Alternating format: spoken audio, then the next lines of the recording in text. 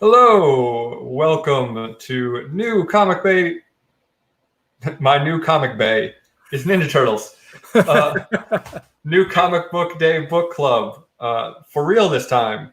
And we got John and we got Edwin, the comic Jabroni, joining us to talk about Teenage Mutant Ninja Turtles, the OG original series, which we can show our books all we want, but who cares because this guy down here dropping the hammer. First print, baby. First print. That should have been the thumbnail. Put it up here. He's the new comic, but he's the new comic bay. Yeah. Bay. Oh man, that makes me nervous. Yeah. They're high on the shelf, man. Holy crap! That coconut's gonna roll over and not gonna. Oh hell no! I'll smash that coconut for real. Give a damn about that coconut, Rod. Oh my god. So just to, I know, I understand. Listen, this show is called New Comic Book Day Book Club. This is not a new comic book. But John and I, a few weeks ago, were talking about how there's more stuff that we want to read that's a little older that maybe we haven't gotten a chance to or haven't read in a while. And every week we seem to be struggling to figure out what we want to read because there's not a whole lot of new stuff that's coming out, new series that we're necessarily super psyched on sometimes. And we're picking stuff that we wouldn't necessarily buy otherwise, etc. So we decided every once in a while, maybe we'll go back and read some older stuff. Not like old Comic Book Day Book Club like we've done in the past, but more issues than just the first issue. Well, and it was funny because we made a list of here are some options and ones we could do, and we were both like, you know what, nobody talks enough OG Turtles, and we knew that Edwin was hunting for it, and Kavi was hunting for it, and Houdat is a huge fan, and Chad 90 Miles from Comics in the chat, he's a huge fan. So we were like, let's try this out. A lot of people talk about it and look for the books, but yeah, not a lot of people talk about the actual inside books. Shout out the chat real quick. Speaking of Kavi, there he is with a little turtle emoji, TMNT. Chris, I got issues. What's up, brother? Luis Ramirez in the chat. Tony, Old Wolf, hello. Chris Barrett's in the chat. Surprise, surprise. Discovery Bay, what's up, JB? Cap N Comics, howdy guys, howdy yourself. Who else we got here? Is that everybody? Miss anyone? YouTube is 90. Comic Book Day is 90. Chad 90 MF Comics, what's up, man? Fellow Floridian new daddy. Okay, I think that's everybody. So this has been a very, very long time since I've actually sat down to read this. I was actually curious what some of your first exposures was to Turtles. For me, it was the animated show. I was animated series before anything. I think we're all of that age where we were probably too young to have read the comic when we were a kid. I don't know about this guy. John and I are practically the same. Throwing me under the bus within the first 3 minutes, man. What the heck? I know there's a vast visual difference here. But I remember the cave paintings on the wall. Yes.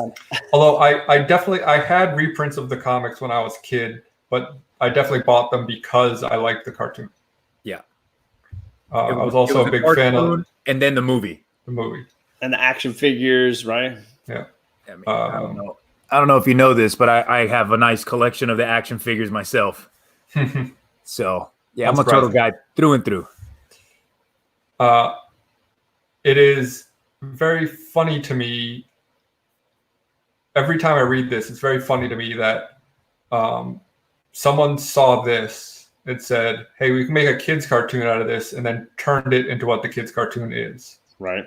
Because it is. I mean, the story is, especially in the movie, the story is very, very similar. But yes, it is tonally completely different. Really dark compared to what the cartoon was. Just a total kids cartoon that everybody would watch on Saturday mornings. Right. Well, and for people that haven't read it, I mean, and there are probably plenty of people who haven't. It's a black and white comic. The original comic was black and white. The characters obviously didn't necessarily have identifying masks, right? There was not like the red even one. colored covers, they're all red. All You red. can tell them the difference between their weapons, basically. Yeah, because I mean, here's my third print, and just from here, you can't tell other than their weapons. Right. You can't tell them apart. So like the even the look of it, I feel like was very different from what the animated series and the toys and whatnot sort of presented. And I was so when I finally got to reading, I'd even read other comics before I read this Turtle comics. I had read the like more popular, I guess, 90s ones that were very silly, and the animation was very cartoony. Yeah, the TMNT Adventures or whatever. Yeah, the Archie comics. Yeah. And then so when I finally got a hold of these graphic novels at one of my shops that had them used or something, and I got them and read them, the violence, like the blood and the death, I was like, damn, this is my Turtles. Where was this? Right. Yeah. It's almost like if someone today read Preacher and said, I'm going to turn that into a kid's cartoon. Not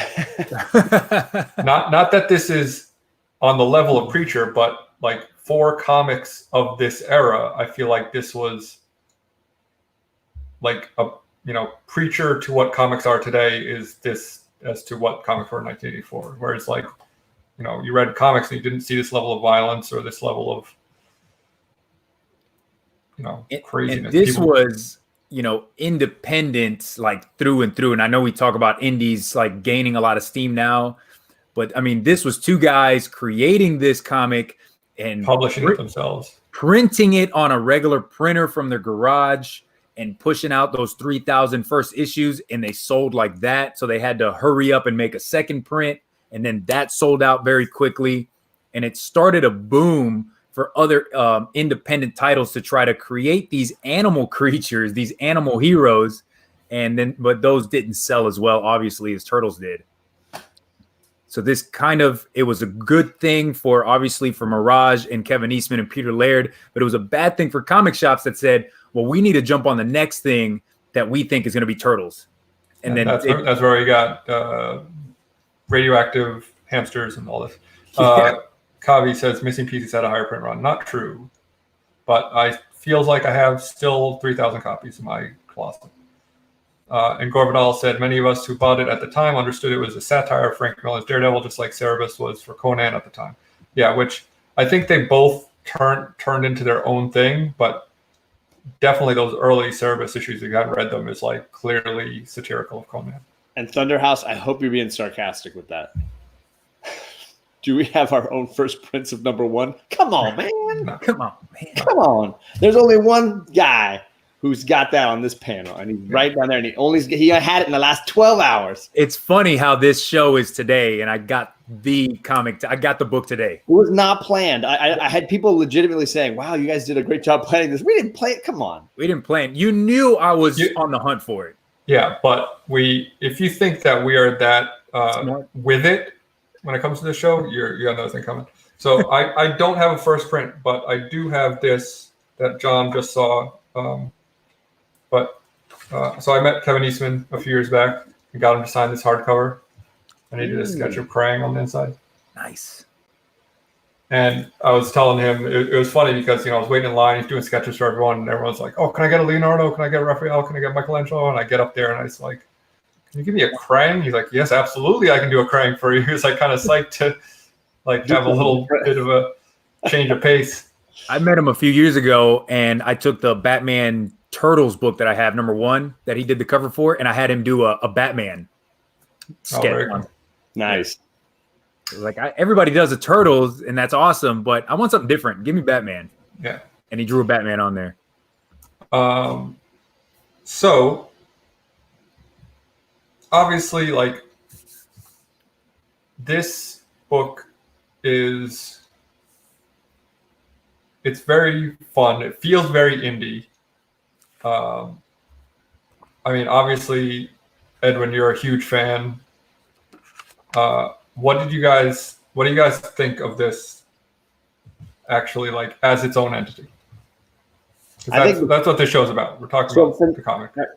I mean, for me, that first issue is amazing. I think it's funny. I think it's exciting. I think it sets things up really well. I think it's unlike anything else I'd ever read. Even anything else as far as even in the Turtle universe. It felt different than anything I'd come across when I finally got to it.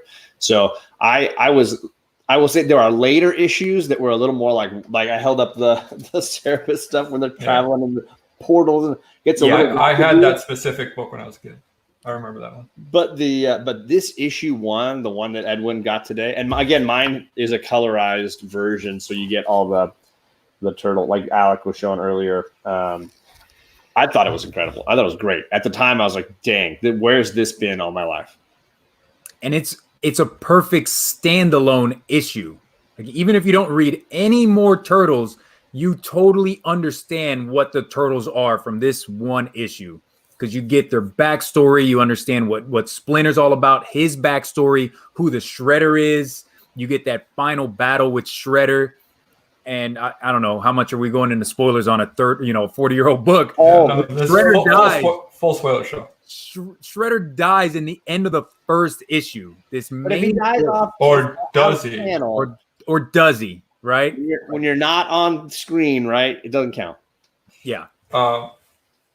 So it wouldn't be New Comic Book Day Book Club, and it wouldn't be me to be fair to other books that I've dumped on for this, I have to say the first issue is for me, like, there are a lot of panels where they're saying the same thing they're showing. Where Leonardo is narrating and he says, like, I pull out my katana and I slash someone with it, and it shows him slashing someone with it. And I think that in the second issue, where it's Raphael narrating it, I think they do a much better job where he's kind of speaking more about, like, how he's viewing the situation rather than narrating what's happening.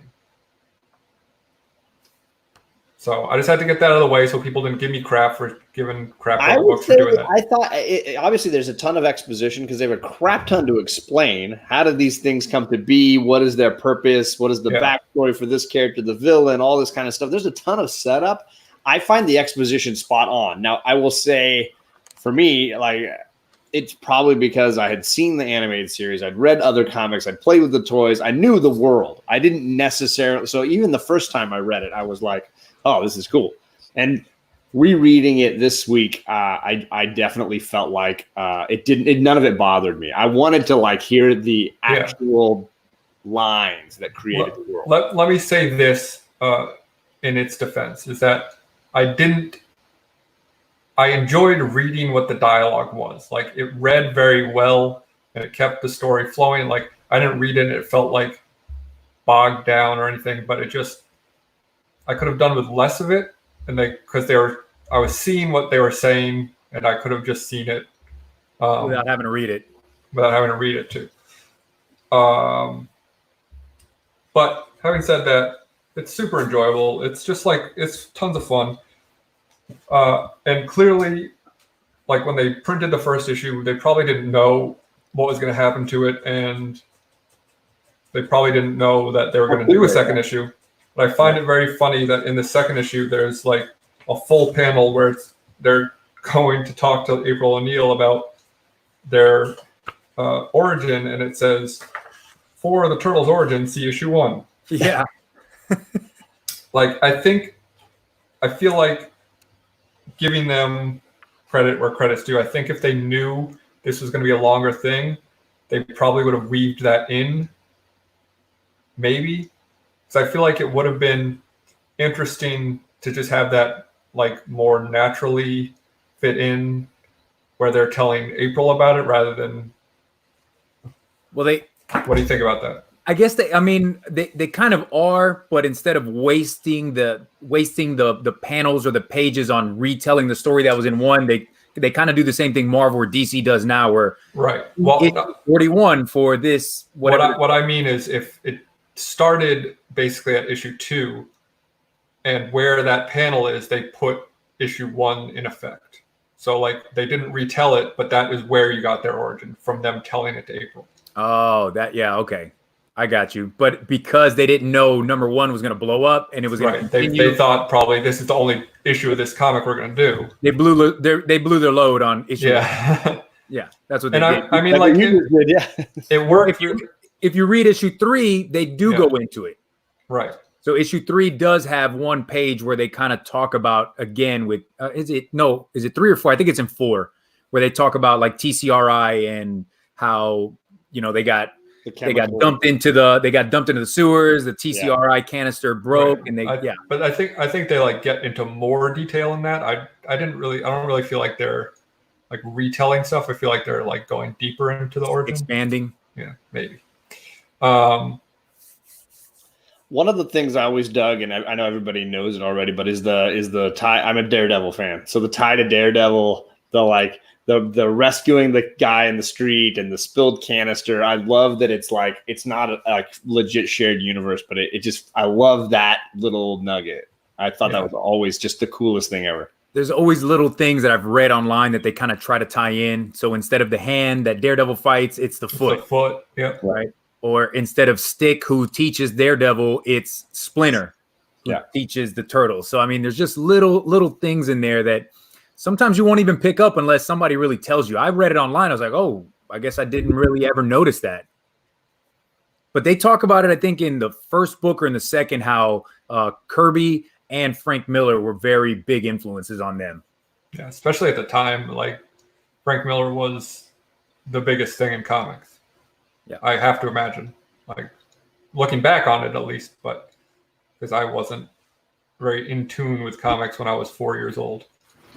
Yeah. Well, these are classic kind of like styled rooftop superheroes, right? That are going to be running along the rooftop, very Batman and Daredevil-esque in that sense, And I really also liked issue 2 because they start to, like in issue 1, the Turtles don't really have a personality. They're just kind of there.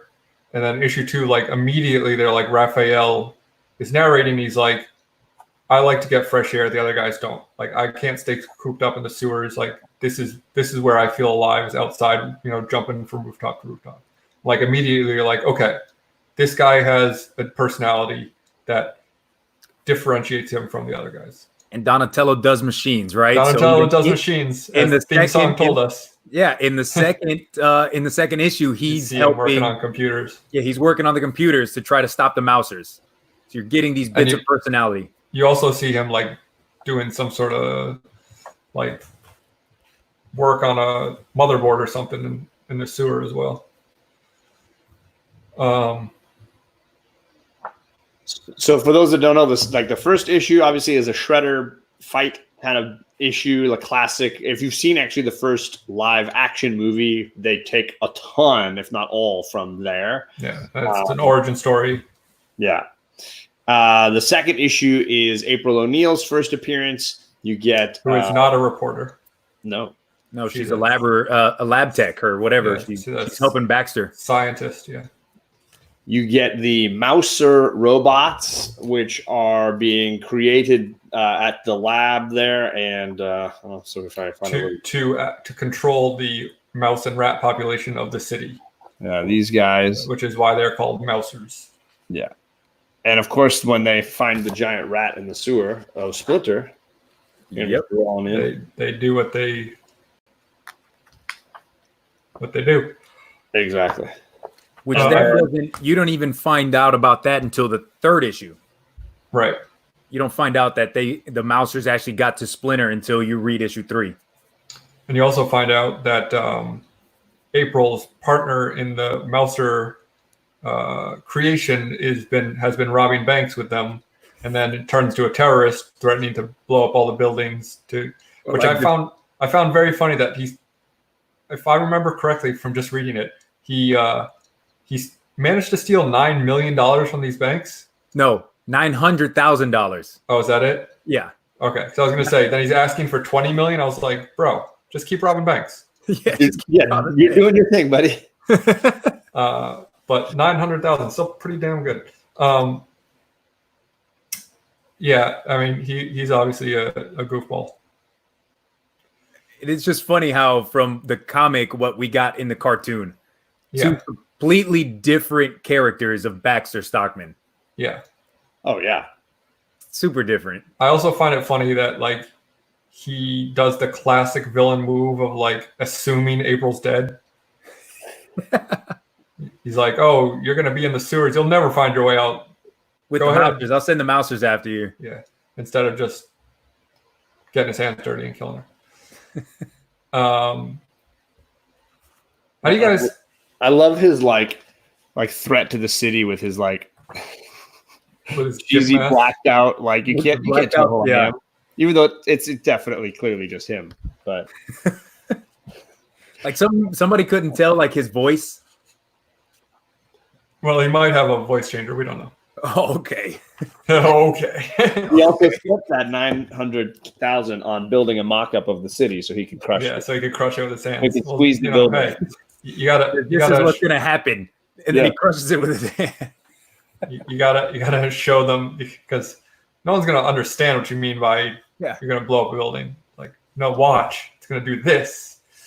And then he says, this is way before 2000 September 11th, but like he says he's going to take down one of the World Trade Center buildings. Yeah. I was like, geez, that didn't age well. No. I found every time I read this, the artwork is like it's hit or miss for me because there are panels that just like blow my mind, and there are panels where they're like, I think just really not great. Yeah. Well, I would say I like issue 1's art better than any of the first 3 for me. Especially like in issue 1, I think there was a panel of Shredder where let me see if I can find it. Like I showed this splash page, which I still think is one of my faves. Yeah. That's what Eastman does that very well is the splash page. Freaking awesome. Right in the foot across the roof. This panel of Shredder here throwing a turtle. Yeah. Like he's got like Short arms. And Big head. yeah. But then you get like, these splash pages, which are just like mind blowing. So I do think he captures movement really well. Like I feel like the action scenes are awesome. Yeah. The fight sequences, I feel like the characters are in motion during those sequences. I mean, that's pretty badass. Things have weight. Yeah, that is a good one. Or how about when he's holding what's her name? Nagi, right? When the fellow Foot Clan member is killing the girl because he can't have her. Like there's weight to her body. The way he's holding that piece of her robe and she's sloughing off in the shadow where it's falling on her. I just dig that. The simplicity of that. It feels like it's heavy. But I can tell when you say like, some of the panels just don't work. Like this one of this woman here, she just doesn't look right. It looks like a doll. Right, and her arms are all weird. Yeah, so there's some. But like for an indie book of the time, like compared to other indie books you saw, or even a lot of like self-published stuff nowadays, it's phenomenal. I'm not trying to crap on it, but just gotta call a spade, and like this has got to be one of my favorite panels right here with Raphael jumping at Shredder. Yeah, that panel's awesome. Yeah, and then you get the one where he's throwing the turtle and he looks like a child in a Shredder helmet. So it's just, I don't know, a little bit of consistency problem for me, but would you expect nothing less from a self-published? Yeah, listen, Missing Pieces is a train wreck. So I was going to say, yeah, I mean, But yeah, so for me, like I those who can't do criticize, right? I very rarely even notice that at this point when I'm rereading this. I feel like that stuff is just part of the charisma or the character of it for me. Yeah, and I definitely was trying to like pay closer attention to stuff because we were talking around the show. Yeah. But yeah, I mean, it doesn't like take you out of anything for sure. No. One of my favorite things about this is some of the language they use in like what characters say, especially stuff like when the cops.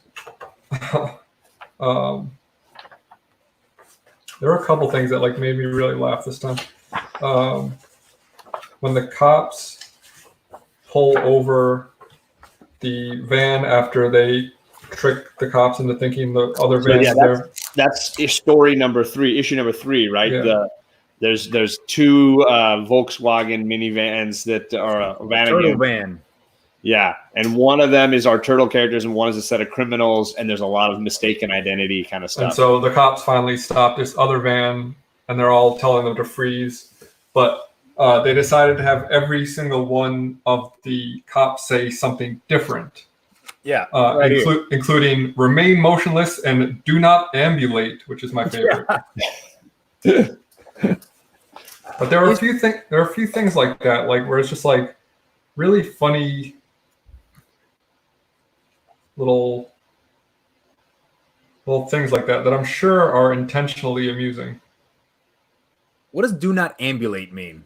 Don't move. Don't move. Ambulate? Like what?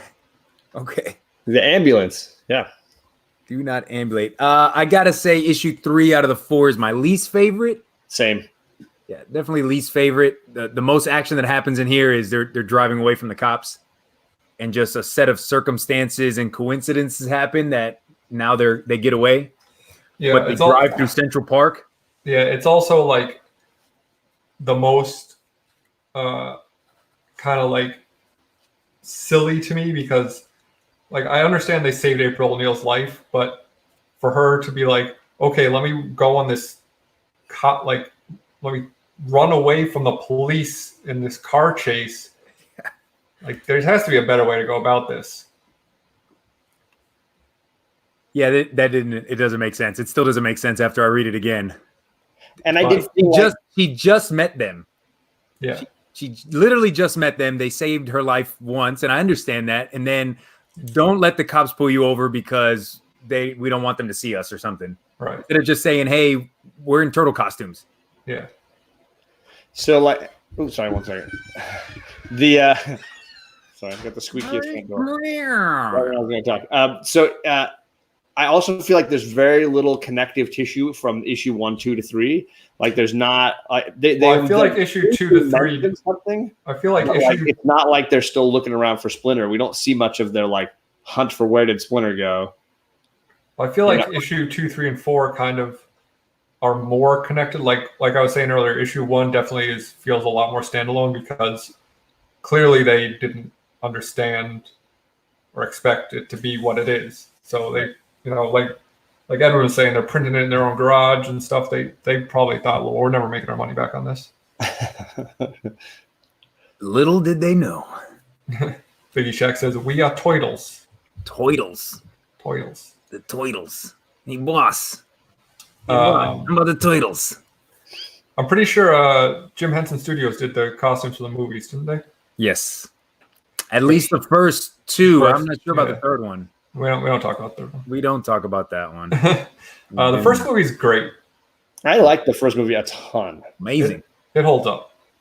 As a kid, though, I like the second movie more. Yeah. As a kid. As an adult, I appreciate the first one, and I love it. The second one, though, as a kid watching it, I absolutely loved it. The whole Super Shredder and the other New Mutants that they had, Tokar and Razor, I absolutely loved it. That fight scene at the beginning when they're at the mall. I never understood why wasn't that Bebop and Rocksteady? Nah, me neither. That's the one thing that pissed me off as a kid. Why the hell? Me too. But I mean, I think we're a little bit older than you, probably, right? I'm just more bald than you guys. So I saw I don't know if you did. I saw the first movie in the theater. So the first one came out in 90? Around then, I think. Yeah, so I was 5, 6, 7. I probably saw it in the theater. I can't remember. I remember being like so excited to see that. I was very excited to go, but I want to say my parents were like, "We're not seeing that crap. What are you talking about?" We'll catch that on VHS. VHS. I have the VHS here in the room, man. I love that movie. I just need a VCR. One of you boomers are gonna have to send me yours. The second show in a row, someone said boomers. Boomer. I'm pretty sure you can get that on Blu-ray now, though. Oh, I have it on Blu-ray. Yeah. I'm a total freak, man. I got everything, dude. I didn't doubt it. There's something about watching a movie on VHS, those older movies. It's just a good feeling. It's like listening to 80s metal on cassette. There you go. Although I don't have any of those cassettes anymore, but I do have a VHS tape. But no VCR. No VCR. My dad has one. I got to go take it from him. He's a boomer. So you guys are saying obviously the first movie follows so much of issue 1. Yeah, absolutely. And issue number 10, which I talked about on Tony Fetz. Issue 10 is the issue where Raphael gets thrown through the glass of the roof into April O'Neil's, she has a shop. He's out running on the street or whatever. Yeah, and they beat him up. The Foot Clan beats him up, throws him through the roof, and that's where they find him. Although in the movie they change it to Leo. Leo in the movie, yeah. Leo. So that issue 10 takes a lot. The movie takes a lot from issue 10 as well. Yeah, and then it has that whole sequence where they go to the farm. Isn't it Raphael in the movie? I thought it was actually, it might be switched, but maybe I'm wrong. I thought it was, but either way, the movie is different than the comic. They're switched. Yeah. It might have been, but I thought it was Leo. That was Raph in the movie and Leo in the book. Yeah. Either way, they get their ass kicked, and then because of that, they burn this place down, and then they run off to the farm, and it's the exact same way that it happens in the movie. Yeah, which is a cool sequence. I always really liked in both the film and the book. And Casey Jones is such a badass. He is, and that's another one. I'm sorry, guys. I should have changed this to Turtles. That's all right. Oh my! I'm going to rearrange your life for us. Yeah. So then, which turtle do you most identify with? Who's your go-to turtle? All right. Should we guess? I know this is like picking your Hogwarts house or something. Should we guess each other's? Ooh. I mean, Edwin's Michelangelo. Yeah. I was as a kid, man. Michelangelo, do the party dude, eating pizza and just having a party.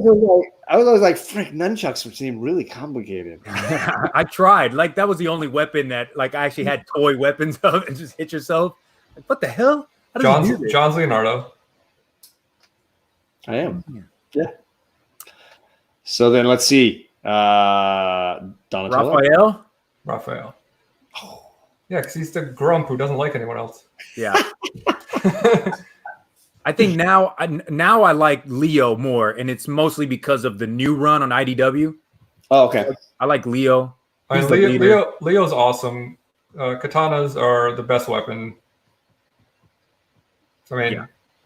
How does he use 2 of them though? I don't know. Because he's that good. I guess. You gotta have a backup just in case you could throw it at a sucker. Yeah. Blue is an awesome color, but red is OG. So. I think on the animated TV show when I first started watching, I liked Donatello just because he was making all the cool gadgets and stuff. Because he does machines and drives the cars.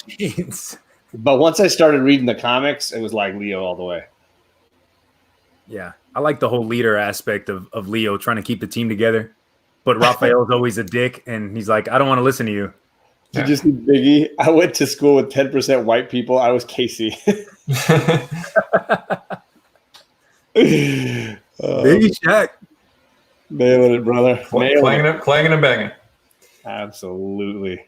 Chris Barrett earlier asked if I was dumping on this. I'm not. I just listen, I think even stuff you really like has room to criticize. Oh, yeah. So, I'm not going to sit here and just praise a book for an hour when I see that there's opportunities. And, listen, if we ever actually do a Missing Pieces episode, I'm going to be the one shitting so hard on that book. So, who says we're inviting you? Oh, that's a fair point. I'm going to write this one down. I've never heard of Missing Pieces. Oh, it's a book. It's a book I made years ago. It's real garbage. It's real good. Dumpster fire. Hey, send me the PDF. I'll read it. It is the original dumpster fire. Next week, Alec is going to be absent. It might be the perfect week to do this on book club. Yikes! I will not be tuning in. So, is it like the hot doo-doo water or hot garbage water? It's not either one. It's like if you dumped them both together and then labeled it as Mountain Dew.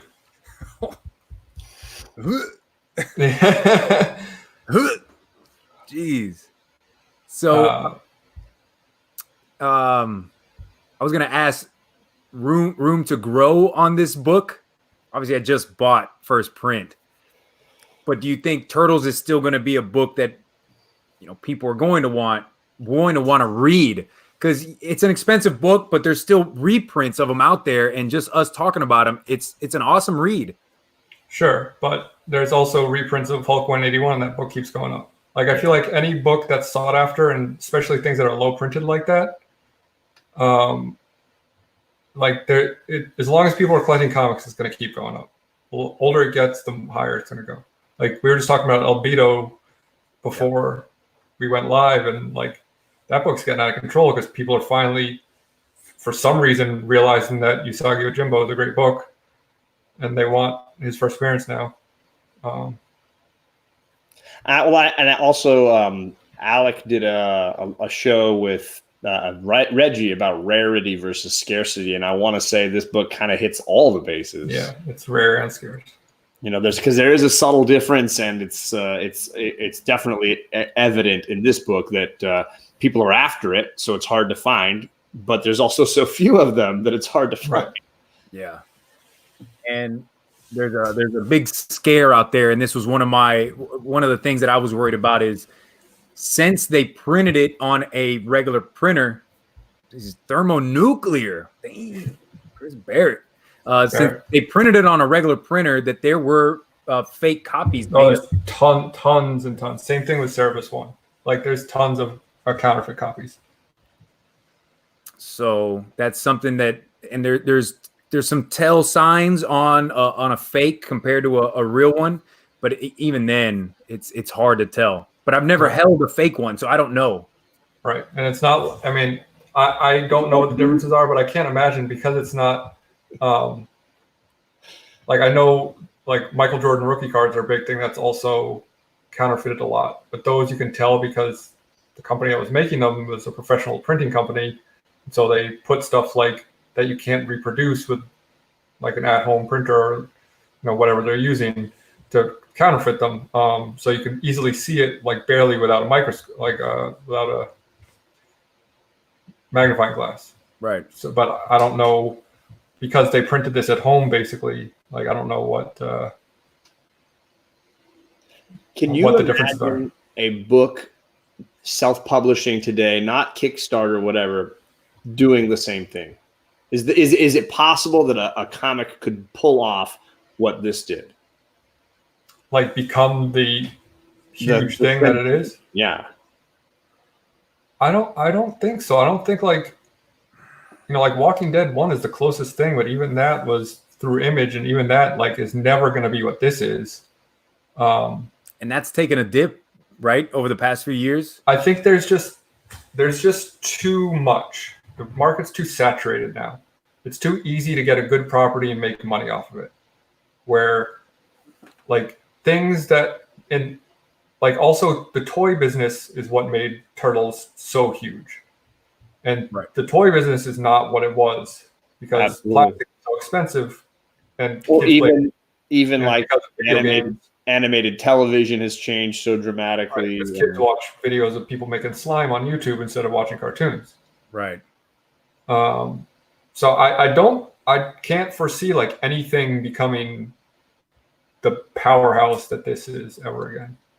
I had on that live stream where I unboxed it, I had Alan here, and Alan's been collecting since the 70s. And he was talking about how when this book came out, shortly thereafter, it was already asking price of like $500, $600 in the 80s for an indie title. Where they only printed 3,000. It was unheard of back then for that to happen. So I don't know if today that, something like this could happen. But you never know, man. Somebody comes up with this brilliant idea for a comic with these characters that you just absolutely fall in love with. And it could. Can't say never. In my head, I was thinking, because Edwin, you and I have talked a bunch about Kanto and what a storm it was. It's a similar market as far as something that can be enjoyed by kids, but has some elements that adults would appreciate as well. And yet, as big as that got, like I can definitely see that would have no chance to become what Turtles did. That was the closest I could think of, and of course, that's not even self-published. I can't even imagine the work that would have to go into all the legwork of actually trying to get this to people that would be interested, to make people want to go and look for it and buy it and talk about it. Right. So when you go to any comic convention, go to Artist Alley, there's 100 artists there trying to hawk their book that, to weed through that to find something that's actually good. No offense to people in Artist Alley, because I have been one of them. It's a lot of subpar stuff, which is why they are not working for major publishers. Right. No offense. Sorry. IDW. Hashtag hard truths. But it getting option for a movie or TV deal is what you like. That's the pinnacle now. The pinnacle is not Turtles. Like, you can look at something like Harry Potter, but that's even 20 years ago now. Like the movies or the books? Because didn't she do the books in the 90s? Yeah. Yeah. But I mean, that became movies, and that became theme parks, and that became what Harry Potter is. It is, I would say, the closest thing to Turtles as far as becoming a super mega. It kind of follows the same path, right? Because Harry Potter was the books first, obviously, and there was a reader base for it, but it wasn't until that first movie where people said, "This is pretty good. Let me read the books." That's how I was. I read the books because I saw the movies. Yeah, they were so big in England, those books, and they were heavy, like with British language, for certain terms, for like, oh, an elevator's a lift or whatever. And then I first heard about it when they started doing the American publications. I think I got into it when it was like they were on the third American publication for Harry Potter. And it was like, wow, these are really great. And then the movies were like right on the heels of that. And but like in England, friends of mine from England were like, oh, these books are amazing. We've been reading them for forever. They're great. You should check them out. Right. And they had very different editions than the ones I was reading. How different is it? Have you ever read the British version?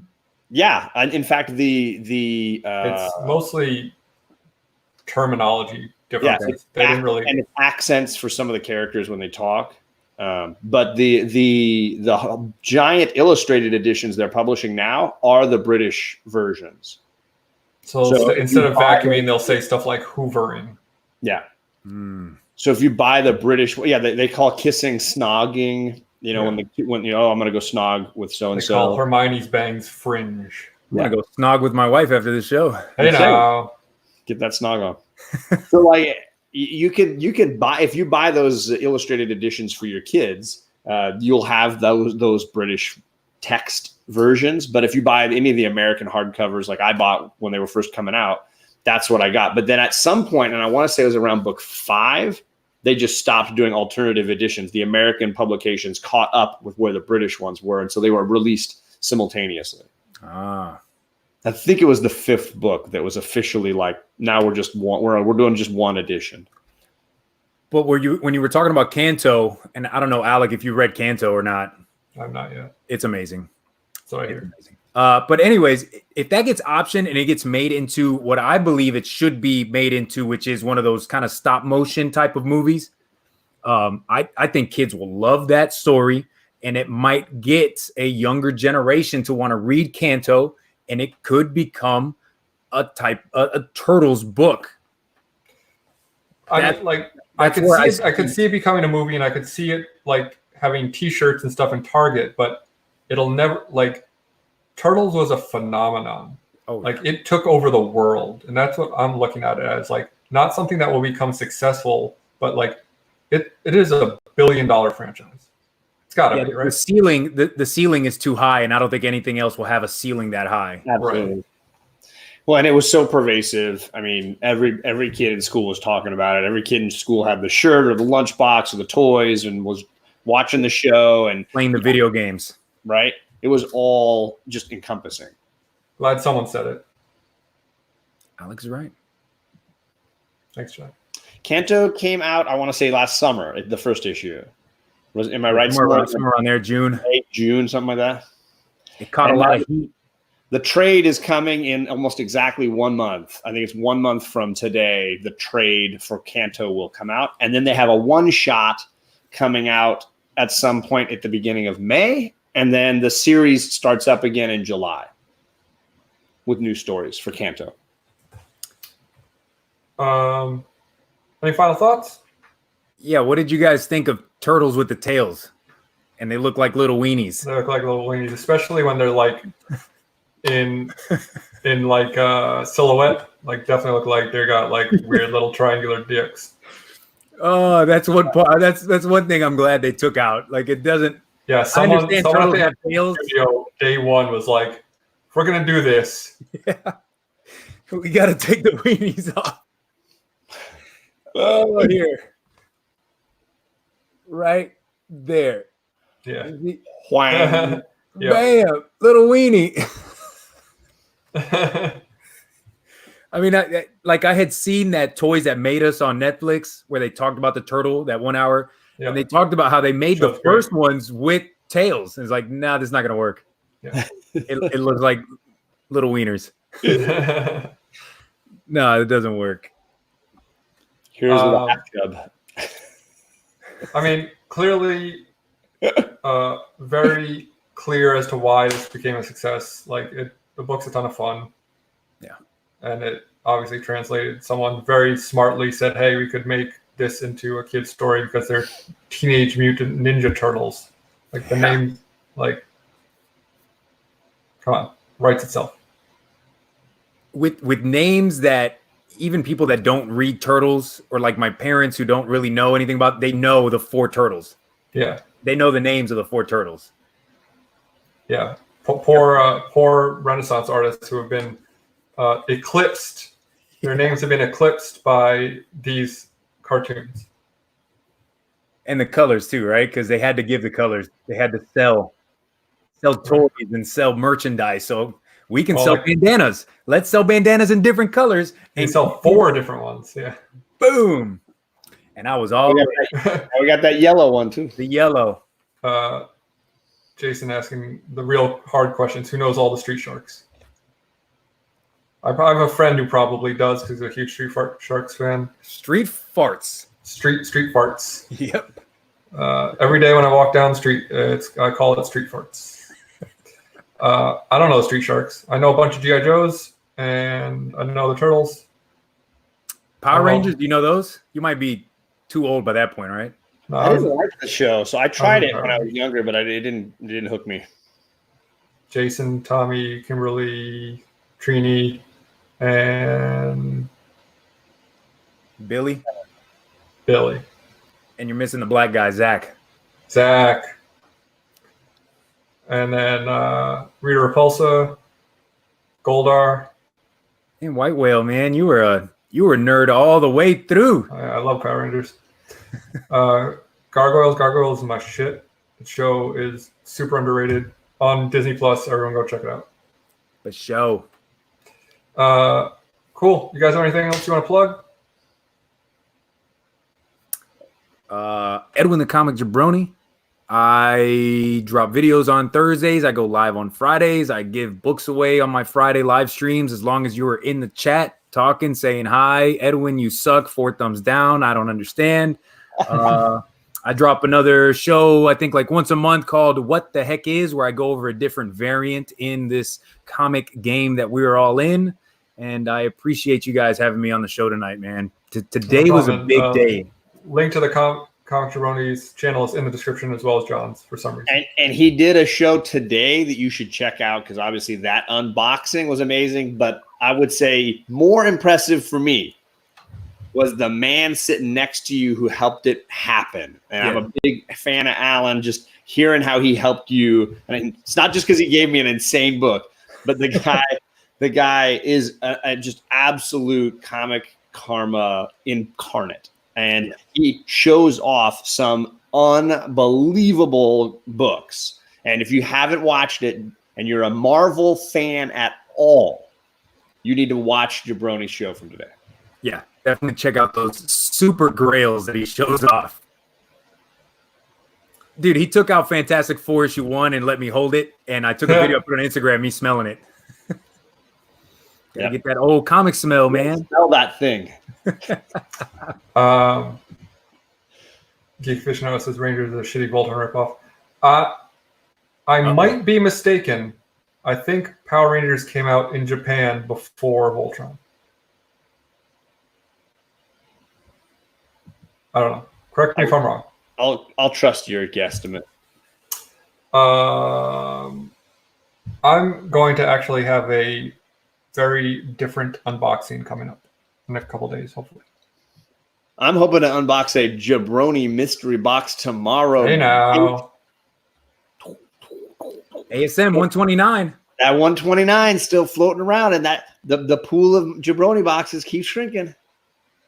Although, has everyone who's got ordered one opened it on YouTube? No, because Discovery Bay ordered one. That's going to be sitting in his pile for like 2 years. Yeah. He'll know what he's got in it by the time we're all done opening our boxes. I was actually going to try to see if JB would just jump on with me and dig his out and fucking open it. And then Good luck next to you, week, John. Good luck. yeah, It's right. not. It's Star Wars related, Chris Barrett. It's not a head. Next week, there is no book club because Alex is going to be gone, but we will replace it with something awesome. There's a couple Probably of better. possibilities. I don't want to give anything away, but we have a couple of things in the works. I will say, however, on Tuesday night on my channel, I'm going to be doing the second part of my Old Man Book Club. We're going to be doing Old Man Quill, and I got 3 homies joining me to discuss that, and we're going to give away a set of Old Man Quill comics, too, to somebody in the chat. Ooh. Huge money, big money, like $12 worth of comics. Ooh. Hell yeah. Hey, big spender. I went around and just looked at like the trades, which are about $32 for the trades for that story, and the individual books on eBay, which are like $20 or $15 plus shipping. So I bought a couple of sets of those books and just let's send them out, folks. Hey, there you Send go. out them floppies. The people are right there in the chat. You got Comics Misexplained and Chad 90 Miles. They're going to be there. Very cool. Very cool. Look forward to all that. Yeah, definitely sub up both these guys. I'm sure like everyone in the chat probably already does, but just in case you don't, quality channels, much better than mine. So I don't know what you're doing here. Go watch their stuff. That's all I Watch got. those ads. Watch the ads. We're all over 1,000. Watch the ads. Let's get some ad money. I'm going to click on a couple just to get a couple extra bills for people. Yeah. A couple of extra percentages of a percentage of a penny. One My penny, computer has baby. viruses, but he's got an extra 250. So Targeted advertising. Okay. Well, never turn your back on the ocean. Bye.